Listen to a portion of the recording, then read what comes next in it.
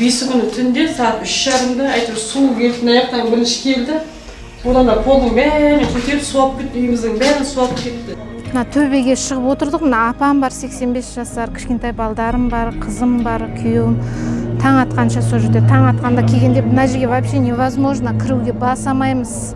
Әкімшіліктен келді, жаңағы МЧС-тан келді, 6 тонна су шығарды мына жерден, үйден. Не қашын кетіп қалды ғой су. Здесь даже он диван непригодно, ол уже все здесь мокро, потому что.